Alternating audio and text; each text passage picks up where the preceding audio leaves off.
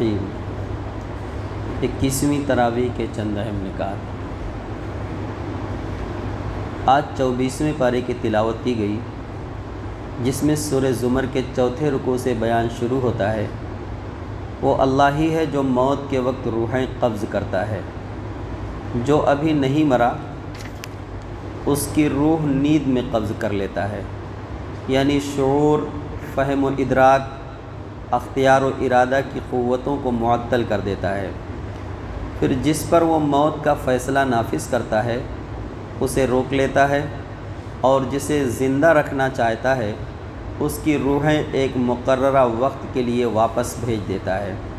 ایک کیفیت انسان کے ساتھ ہر روز ہوتی ہے، گویا انسان ہر روز مرتا ہے اور ہر روز جیتا ہے۔ جب اللہ تبارک تعالیٰ نے فرمایا کہ جب انسان سوتا ہے تو اس کی روح اس کے جسم سے نکل جاتی ہے، اور پھر جس کو زندہ رکھنا چاہتا ہے اس کی روح کو لوٹا دیتا ہے، اور جس کو نہیں زندہ رکھنا چاہتا وہ ویسے ہی سویا رہ جاتا ہے۔ ہم آئے دن جو ہے ہمارے مشاہدے میں یہ بات آتی رہتی ہے اور ہم سنتے رہتے ہیں کہ وہ فلاں صاحب رات میں سوئے اور صبح میں اٹھے ہی نہیں۔ کسی کو 9 بجے پتہ چلا، کسی کے بارے میں 8 بجے پتہ چلا۔ ہوتا ہے نا ایسے دن، ایسی خبریں آئے دن ہمارے کانوں میں آتی رہتی ہیں، ٹکراتی رہتی ہیں کہ فلاں صاحب کے ساتھ ایسا معاملہ ہو گیا۔ تو قرآن نے اس کی خبر دی ہوئی ہے ہمیں۔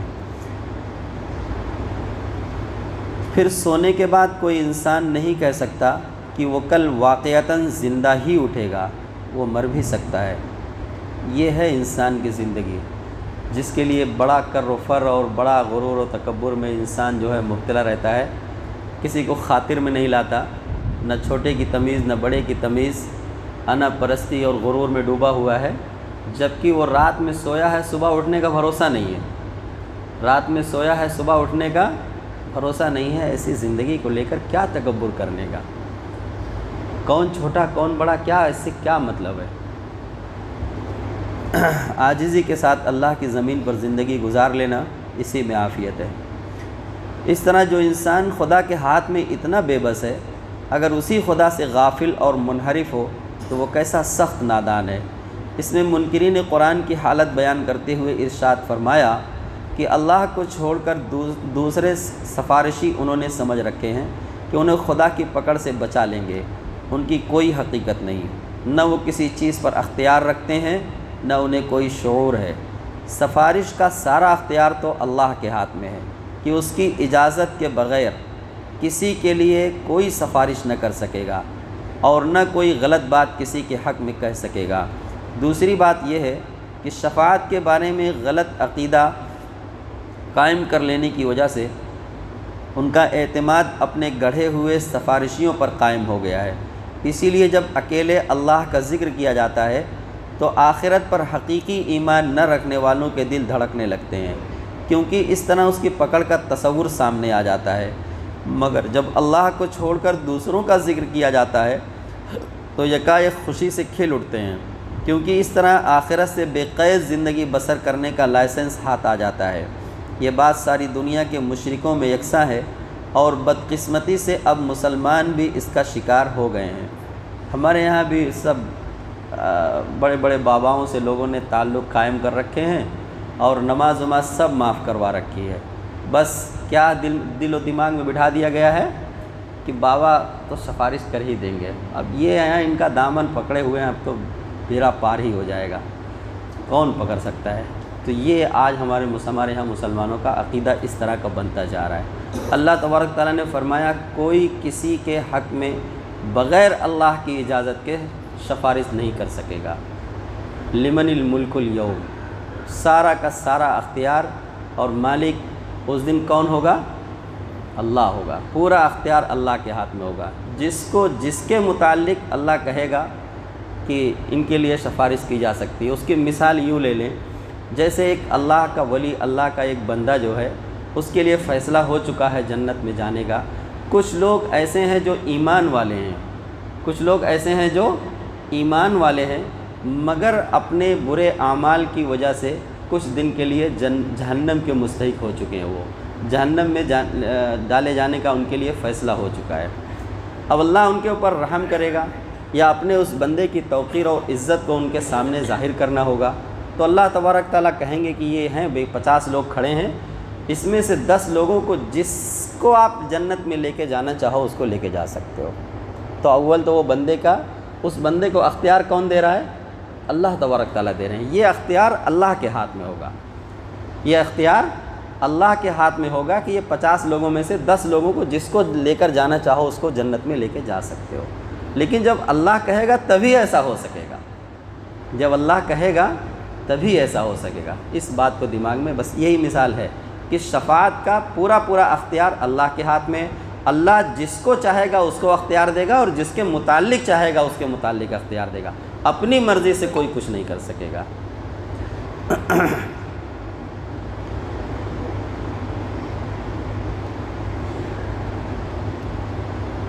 جب اکیلے اللہ کا ذکر کیا جائے تو ان کے چہرے بگڑنے لگتے ہیں، کہتے ہیں ضرور یہ شخص بزرگوں اور اولیاء کو نہیں مانتا، جبھی تو بس اللہ کی باتیں کیے جاتا ہے۔ اس طرح کی باتیں بھی ہمارے سامنے آتی ہیں۔ ہمارے درمیان ایک بڑا طبقہ رہتا ہے کہ اگر صرف اللہ کی بات کرو، بزرگوں اور اولیاء اللہ کی بات نہ کرو تو واقعی ان کے دل دھڑکنے لگتے ہیں اور ان کی زبان پر یہ بات آنے لگ جاتی ہے، لگتا ہے یہ صاحب پھسل گئے ہیں، یہ ڈگر سے ہٹ گئے ہیں، راستے سے ہٹ گئے ہیں، اس طرح کی باتیں کرتے ہیں۔ اور اگر دوسروں کا ذکر کیا جائے، ان کی کرامتیں اور کرشمے بیان کیے جائیں، چاہے وہ کتنے ہی مبالغہ آمیز اور بے ثبوت ہوں، تو ان کی خوشی کا کوئی ٹھکانہ نہیں ہوتا۔ خوب نعرے لگتے ہیں جب کرامتیں بیان کی جاتی ہیں، ایک دم آسمان تک آواز پہنچ جاتی ہے، اتنے خوش ہو جاتے ہیں ماشاءاللہ۔ اس طرز عمل سے صاف ظاہر ہوتا ہے کہ ان کو اصلی دلچسپی کس سے ہے۔ چنانچہ اس مسئلہ میں فیصلہ کن انداز میں فرما دیجئے، اے خدا، آسمانوں اور زمین کے پیدا کرنے والے، حاضر و غائب کے جاننے والے، تو ہی اپنے بندوں کے درمیان اس چیز کا فیصلہ کرے گا جس میں وہ اختلاف کر رہے ہیں۔ چھٹے رکوع میں فرمایا، اے نبی کہہ دو کہ میرے بندو، جنہوں نے اپنی جانوں پر زیادتی کی ہے، اللہ کی رحمت سے مایوس نہ ہو جاؤ، یقیناً اللہ سارے گناہ معاف فرما دیتا ہے اور وہ معاف فرمانے والا، رحم فرمانے والا ہے۔ اگر یوں کہا جائے کہ پورے قرآن مجید میں سب سے امید افزا آیت ہم جیسے گناہ گاروں کے لیے، اللہ تبارک تعالیٰ نے فرمایا، قُلْ يَا عِبَادِيَ الَّذِينَ أَسْرَفُوا عَلَىٰ أَنفُسِهِمْ لَا تَقْنَطُوا مِن رَحْمَةِ اللَّهِ إِنَّ اللَّهَ يَغْفِرُ الذُّنُوبَ جَمِيعًا إِنَّهُ هُوَ الْغَفُورُ الرَّحِيمُ، کہ اے میرے بندو، جیسے کوئی بہت ہی پیار بھرا انداز والدین اپنے بچوں کے لیے کبھی اختیار کرتے ہیں، میرے پیارے، میرے لاڈلے، اختیار کرتے ہیں نا، میرے لال، تو اللہ تبارک تعالیٰ جو ہے ایسے ہی پیار بھرا انداز یہاں پر اپنایا ہے کہ اے میرے نبی، میرے بندوں سے کہہ دو، کیا کہہ دو؟ کہ جنہوں نے اپنی جانوں پر زیادتی کی ہے، یعنی جنہوں نے گناہ کر رکھے ہیں، اللہ کی رحمت سے مایوس نہ ہو۔ شیطان نہ ہمارے دل میں ایک وسوسہ یہ بھی ڈالتا ہے کہ ارے اتنا سب گناہ کر لیا، کہاں جا رہے ہو، کون پوچھے گا اب؟ تو اللہ تبارک تعالیٰ نے کیا کہا؟ اللہ سارے گناہ معاف کر دے گا، اللہ سارے گناہ معاف کر دے گا۔ اس زندگی میں اگر کوئی شرک و کفر کے ساتھ بھی اللہ کے حضور حاضر ہو توبہ کے لیے، تو اللہ اس کے شرک اور کفر کو بھی معاف فرما دیں گے۔ شرک اور کفر سے بڑا کوئی گناہ ہے ہی نہیں۔ جو دنیا سے انسان رخصت اگر ہو جائے شرک کی حالت میں، تو اللہ تبارک تعالیٰ نے فرمایا کہ پھر اس کی تو معافی ہی نہیں ہے، مشرک کی بخشش ہوگی نہیں۔ حضور نبی کریم صلی اللہ علیہ وآلہ وسلم نے اپنے چچا ابو طالب کے لیے دعائیں کی ان کے انتقال کے بعد، تو اللہ تبارک تعالیٰ نے منع کیا کہ مشرک کی بخشش نہیں ہوگی، گناہ گار کی بخشش ہو سکتی ہے۔ ایک ایمان والا ہے، گناہ گار ہے، وہ بخش دیا جائے گا، لیکن مشرک شرک کے ساتھ اگر وہ دنیا سے جا رہا ہے تو اس کی بخشش نہیں ہوگی۔ لیکن جیتے جی اس دنیا میں ہم ہر گناہ سے اللہ سے توبہ کر سکتے ہیں اور اللہ ہر گناہ کو معاف کر سکتا ہے، چاہے وہ کفر ہو یا شرک ہو، زنا ہو، سود ہو، جس حالت میں بھی ہم مبتلا ہوں، اللہ تبارک تعالیٰ کے حضور حاضر ہوں، اپنے گناہوں کی معافی چاہیں، آئندہ نہ کرنے کا عزم کریں، اللہ سے عہد کریں اور اللہ کی ذات سے پوری امید رکھیں، اللہ ہمارے گناہوں کو ضرور معاف فرما دے گا۔ کیا ہم کفل سے بھی زیادہ گنہگار ہو گئے؟ ایسا تو نہیں ہے نا؟ اللہ نے معاف کیا نا ایک رات میں ہی اس کو۔ پچھلے دنوں جو ہے جمعہ کے خطبے میں ہمارے یہاں یہ بات آئی تھی۔ آج چونکہ یہ گناہ عام ہوتا جا رہا ہے، عام ہوتا جا رہا ہے، اور گناہ اس کو لوگ سمجھتے بھی نہیں۔ بدکاری کو، زناکاری کو یہ جو ہے آج کل فیشن بنتا جا رہا ہے۔ تو اول تو ہم اس سے توبہ کریں، معافی چاہیں، اور اللہ سے پوری امید رکھیں کہ اللہ ضرور ہمیں معاف کر دے گا۔ اللہ تبارک تعالیٰ نے اس آیت میں ہم جیسے گناہگاروں کے لیے دروازے کھول دیے ہیں کہ بس آ جاؤ، کسی بھی حالت میں آ جاؤ۔ نہ تو گناہوں کی کوئی قید لگائی کہ اتنے گناہ لے کر آؤ گے تو نہیں معاف کروں گا، نہ عمر کی کوئی قید لگائی کہ اتنے اب بال سفید ہو گئے ہیں، پیروں میں چلنے کی طاقت نہیں رہی ہے، کان سے اب سنائی نہیں دیتا، آنکھ سے دکھائی نہیں دیتا، بچے بھی آنکھیں دکھانے لگ گئے ہیں، اب آئے ہو میرے دربار میں جب ہر طرف سے دھتکار دیے گئے ہو۔ اللہ تبارک تعالیٰ نے ایسا بھی کوئی طعنہ نہیں دیا ہے۔ کسی بھی عمر میں آ جاؤ، کسی بھی حالت میں آ جاؤ، کتنے بھی گناہ لے کر آ جاؤ، لیکن آ جاؤ، بس صرف اتنا ہی کہا ہے، آ جاؤ میرے بندو، آ جاؤ۔ اللہ کی ذات سے مایوس نہ ہو۔ نبی کہہ دو کہ اے میرے بندو، جنہوں نے اپنی جانوں پر زیادتی کی ہے، اللہ کی رحمت سے مایوس نہ ہو جاؤ۔ یقیناً اللہ سارے گناہ معاف فرما دیتا ہے، وہ معاف فرمانے والا اور رحم فرمانے والا ہے۔ پلٹ آؤ اپنے رب کی طرف اور مطیع ہو جاؤ قبل اس کے کہ تم پر عذاب آ جائے اور پھر تمہیں کہیں سے مدد نہ مل سکے، اور پیروی کرو اپنے رب کی بھیجی ہوئی کتاب کی قبل اس کے کہ تم پر اچانک عذاب آ جائے اور تم کو خبر نہ ہو۔ کہیں ایسا نہ ہو کہ بعد میں کوئی شخص کہے افسوس میری اس کوتاہی پر جو میں نے اللہ کی جناب میں کی ہے، بلکہ میں تو مذاق اڑانے والوں میں سے تھا، یا کہے کاش اللہ نے مجھے ہدایت بخشی ہوتی تو میں بھی پرہیزگار ہوتا، یا عذاب دیکھ کر کہے کاش مجھے ایک اور موقع مل جاتا تو میں نیکوکار بن جاتا۔ اس سے کہا جائے گا کیوں نہیں، میری آیات تیرے پاس آ چکی تھیں، پھر تو نے اسے جھٹلایا اور تکبر کیا تو انکار کرنے والوں میں سے تھا۔ جن لوگوں نے خدا پر جھوٹ باندھا، قیامت کے دن ان کے منہ کالے ہوں گے، کیا جہنم میں متکبروں کے لیے کافی جگہ نہیں ہے؟ فرمایا ان منکرین حق نے اللہ کی قدر ہی نہ کی جیسا کہ اس کی قدر کرنے کا حق ہے۔ اس کی قدرت کاملہ کا حال تو یہ ہے کہ قیامت کے دن پوری زمین اس کی مٹھی میں ہوگی اور آسمان اس کے دائیں ہاتھ میں لپٹے ہوئے ہوں گے۔ پاک اور بالا تر ہے وہ اس شرک سے جو یہ لوگ کرتے ہیں، اور اسی روز سور پھونکا جائے گا تو وہ سب بے ہوش ہو کر گر پڑیں گے جو آسمانوں اور زمینوں میں ہے، سوائے ان کے جنہیں اللہ زندہ رکھنا چاہے۔ پھر ایک دوسرا سور پھونکا جائے گا اور یکایک سب کے سب اٹھ کر دیکھنے لگیں گے۔ زمین اپنے رب کے نور سے چمک اٹھے گی، اعمال کی کتاب لا کر رکھ دی جائے گی، انبیاء اور تمام گواہ حاضر کر دیے جائیں گے، لوگوں کے درمیان ٹھیک ٹھیک فیصلہ کر دیا جائے گا اور ان پر کوئی ظلم نہیں ہوگا، اور ہر متنفس کو جو کچھ بھی اس نے عمل کیا ہے اس کا پورا پورا بدلہ دیا جائے گا۔ لوگ جو کچھ بھی کرتے ہیں اللہ اس کو خوب جانتا ہے۔ اس فیصلہ کے بعد وہ لوگ جنہوں نے کفر کیا تھا جہنم کی طرف گروہ در گروہ ہانکے جائیں گے، اور اس کے کارندے کہیں گے کیا تمہارے پاس تمہارے لوگوں میں سے ایسے رسول نہیں آئے تھے جنہوں نے تم کو تمہارے رب کی آیتیں سنائی ہوں اور تمہیں اس بات سے ڈرایا ہو کہ ایک وقت تمہیں یہ دن بھی دیکھنا پڑے گا؟ وہ جواب دیں گے ہاں آئے تھے۔ کہا جائے گا داخل ہو جاؤ جہنم کے دروازوں میں، یہاں اب تمہیں ہمیشہ رہنا ہے۔ بڑا ہی برا ٹھکانہ ہے یہ منکروں کے لیے۔ جو لوگ اپنے رب کی نافرمانی سے پرہیز کرتے تھے انہیں گروہ در گروہ جنت کی طرف لے جایا جائے گا، یہاں تک کہ جب وہ وہاں پہنچیں گے اور اس کے دروازے پہلے ہی کھولے جا چکے ہوں گے تو اس کے منتظمین ان سے کہیں گے سلام ہو تم پر، بہت اچھے رہے، داخل ہو جاؤ اس میں ہمیشہ کے لیے۔ اور وہ کہیں گے شکر ہے اس اللہ کا جس نے ہمارے ساتھ اپنا وعدہ سچ کر دکھایا اور ہمیں زمین کا وارث بنایا، اب ہم جنت میں جہاں چاہیں اپنی جگہ بنا سکتے ہیں۔ یہ کتنا اچھا بدلہ ہے عمل کرنے والوں کے لیے۔ اور تم دیکھو گے کہ فرشتے عرش کے گرد گھیرا ڈالے اپنے رب کی حمد اور تسبیح کر رہے ہوں گے، اور لوگوں کے درمیان ٹھیک ٹھیک حق کے ساتھ فیصلہ چکا دیا جائے گا اور پکارا جائے گا کہ حمد ہے اللہ رب العالمین کے لیے۔ سورہ زمر کے بعد سورہ مومن ہے اور یہ اتری بھی اس کے بعد ہی ہے۔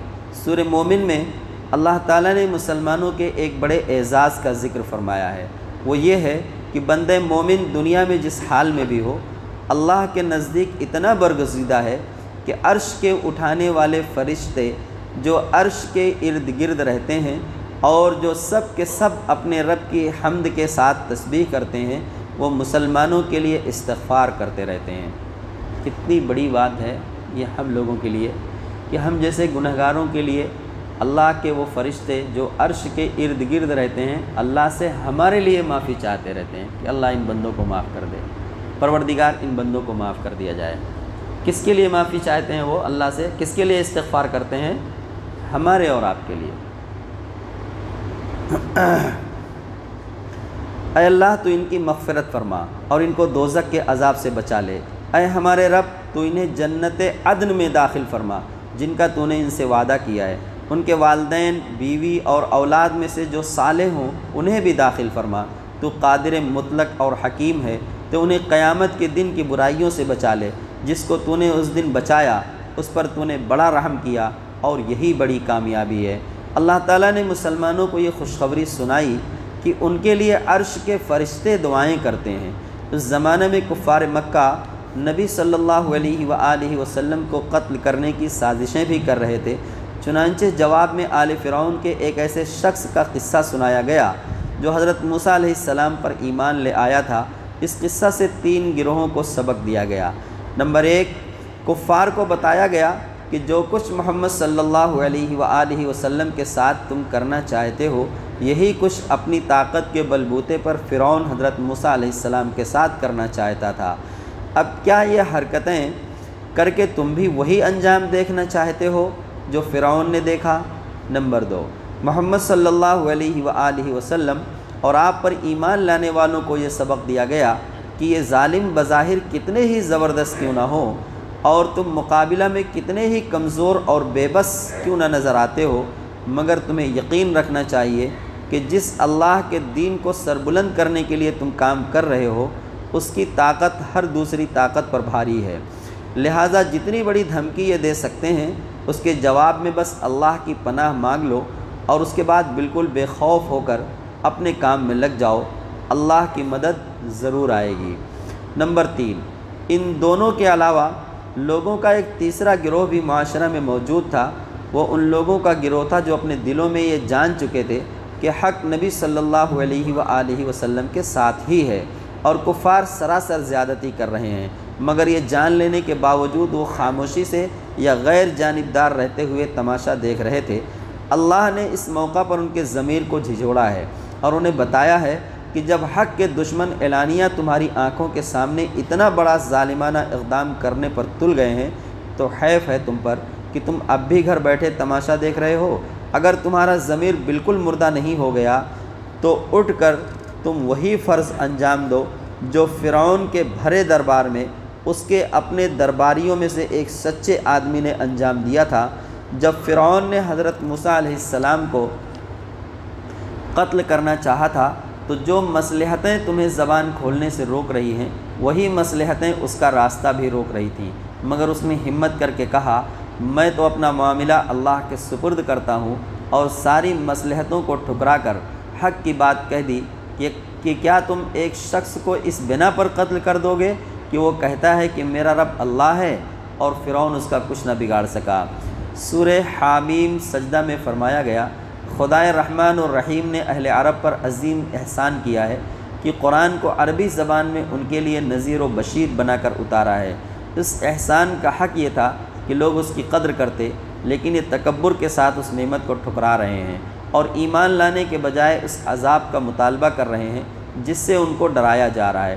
جواب میں آپ ان کو بتا دیجئے کہ مجھے جس توحید کی وحی ہوئی تھی وہ میں نے تم کو پہنچا دی ہے، رہا عذاب کا معاملہ تو یہ چیز میرے اختیار میں نہیں ہے، میں ایک بشر ہوں، اللہ نہیں ہوں۔ اس کائنات میں جو قدرت و حکمت، جو رحمت و ربوبیت اور جو نظم و اہتمام تمہیں نظر آ رہا ہے وہ گواہ ہے کہ یہ سب کچھ کسی کھلنڈرے کا کھیل نہیں ہے، نہ یہ مختلف دیوتاؤں کے کھیل یا ان کی آپس کی جنگ کا میدان ہے، بلکہ ایک زبردست قدرت اور علم رکھنے والے اللہ واحد کی منصوبہ بندی ہے۔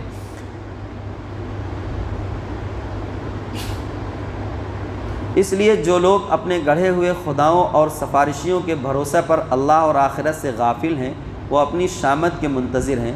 قیامت کے دن ہر ایک کے کان، آنکھ اور ہاتھ پاؤں خود ان کے خلاف گواہی دیں گے، اور انہیں معلوم ہو جائے گا کہ ان کی گمراہی کا ایک سبب یہ تھا کہ وہ سمجھتے تھے کہ ان کے بہت سے اعمال کی خبر اللہ کو بھی نہیں ہوتی۔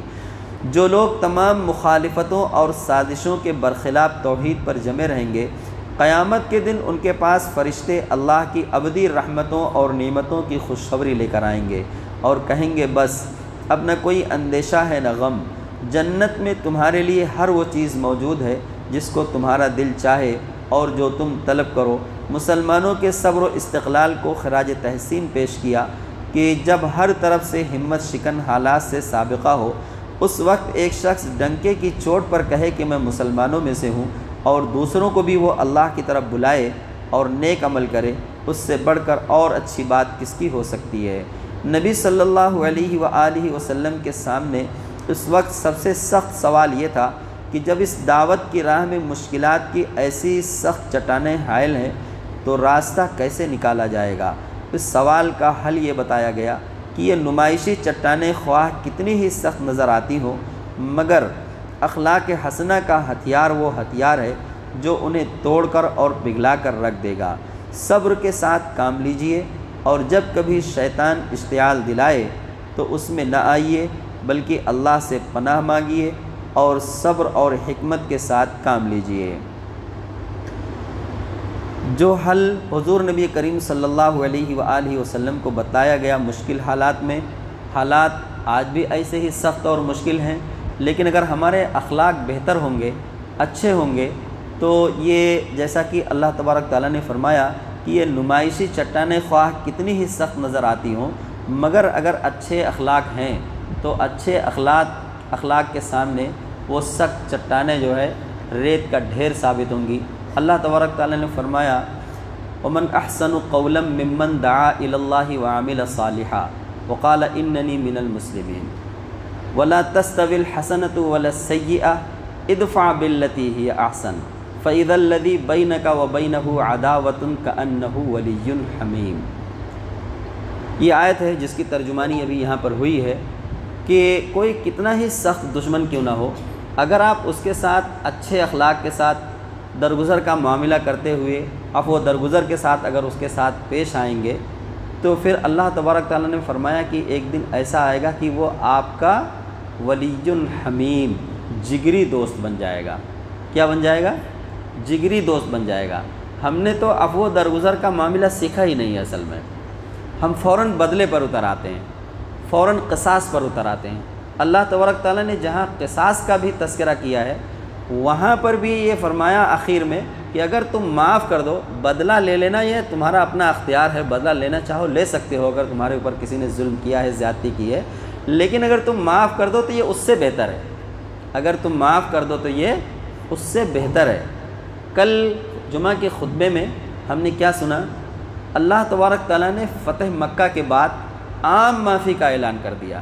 ایسے سخت ترین دشمن جن کی وجہ سے کئی جنگیں لڑنی پڑی حضور نبی کریم صلی اللہ علیہ وآلہ وسلم کو، حضرت ابو سفیان، اللہ تبارک تعالیٰ نے نہ صرف ان کے لیے معافی کا اعلان کیا بلکہ ان کے گھر کو امن کا گہوارہ بنا دیا کہ جو شخص ان کے گھر میں داخل ہو جائے اس کو بھی امان ہے، جو شخص ان کے گھر میں داخل ہو جائے ان کو بھی امان ہے۔ اس طرح سے عام معافی کا اعلان کیا، اور پھر اس کے بعد ہوا کیا؟ حضور نبی کریم صلی اللہ علیہ وآلہ وسلم 8,000 کا لشکر لے کر مکہ میں داخل ہوئے تھے۔ کتنے ہزار کا لشکر لے کر؟ 8,000 کا۔ مکہ فتح ہونے کے بعد فوراً جنگ حنین واقع ہوتی ہے۔ ابھی آپ مکہ سے واپس مدینہ نہیں آئے ہیں، وہیں سے وہیں فوراً جو ہے قبیلہ ثقیف وغیرہ کے لوگ جمع ہوتے ہیں اور ایک دوسری جنگ چھڑ جاتی ہے۔ اس وقت مسلمانوں کی تعداد 12,000 ہو جاتی ہے۔ کتنے ہزار؟ 12,000۔ عام معافی کے اعلان کا اثر یہ ہوا کہ بس چند ہی دنوں میں 4,000 لوگ جو ہے مسلمان بن گئے، اسلام میں داخل ہو گئے، جبکہ وہی شہر مکہ ہے۔ آپ صلی اللہ علیہ وآلہ وسلم نے 13 سال محنت کی تھی، کتنے سال محنت کی تھی؟ 13 سال 13 سال کے بعد آپ مکہ سے ہجرت کر کے مدینہ گئے تھے. 1000 تعداد بھی نہیں تھی لوگوں کی، کیونکہ پورے مدینہ کے لوگ بھی شامل تھے اور مہاجرین بھی شامل تھے. تو جنگ بدر میں 313 لوگ آ سکے تھے. کتنے لوگ آ سکے تھے؟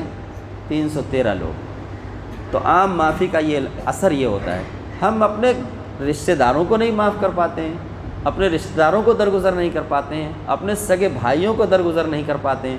کیا یوسف علیہ السلام سے بھی زیادہ جتنا ان کے اوپر ظلم کیا گیا ان کے بھائیوں نے کیا، کیا ہمارا بھائی اتنا ظلم ہمارے اوپر کر دیتا ہے جتنا یوسف علیہ السلام کے بھائیوں نے ان کے اوپر کیا تھا؟ لیکن معاف کیا نا انہوں نے.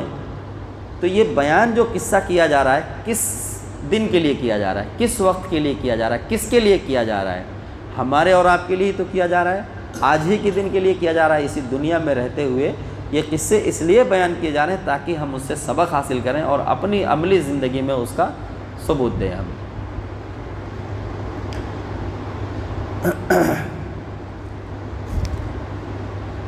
نبی صلی اللہ علیہ وآلہ وسلم کے سامنے اس وقت سب سے سخت سوال یہ تھا کہ جب اس دعوت کی راہ میں مشکلات کی ایسی سخت چٹانیں حائل ہیں تو راستہ کیسے نکالا جائے گا؟ اس سوال کا حل یہ بتایا گیا کہ یہ نمائشی چٹانیں خواہ کتنی ہی سخت نظر آتی ہوں مگر اخلاق حسنہ کا ہتھیار وہ ہتھیار ہے جو انہیں توڑ کر اور پگھلا کر رکھ دے گا. صبر کے ساتھ کام لیجئے اور جب کبھی شیطان اشتعال دلائے تو اس میں نہ آئیے بلکہ اللہ سے پناہ مانگیے اور صبر اور حکمت سے کام لیجئے. حقیقت یہ ہے کہ کائنات کی ہر شے اللہ کے آگے جھکی ہوئی ہے. اللہ کی نشانیوں میں سے ہے یہ رات دن اور سورج چاند. تم سجدہ نہ کرو سورج اور چاند کو بلکہ اس ذات کو سجدہ کرو جس نے انہیں بنایا اگر تم واقعی اسی کی عبادت کرنے والے ہو.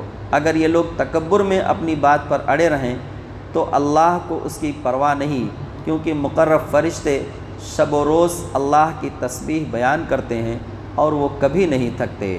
آخر میں عذاب کے لیے شور مچانے والوں کے حال پر اظہار افسوس کیا گیا کہ ان کی بدبختی کا یہ حال ہے کہ اللہ نے اپنے فضل سے ان کو توبہ و اصلاح کی جو مہلت دی ہے تو یہ سمجھتے ہیں کہ یہ محض دھمکی ہے، حالانکہ اگر ابھی ذرا پکڑ میں آ جائیں تو اس سے نجات کے لیے لمبی لمبی دعائیں مانگتے نہیں تھکیں گے.